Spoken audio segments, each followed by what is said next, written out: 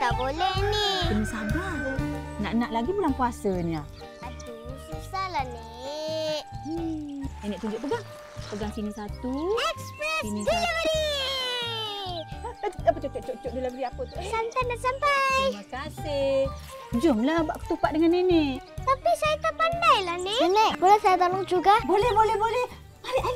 Jadi ke? Mestilah jadi. Nenek mesti suka.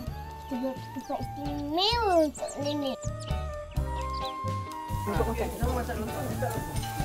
Apa lagi? Aisyah nenek dah. Nenek empau. Nenek apa? Nenek apa? Wah! Ni yang nenek sayang ni. Dah, semua beratur. Kenapa, Nek? Nenek nak bagi duit raya. Yeay!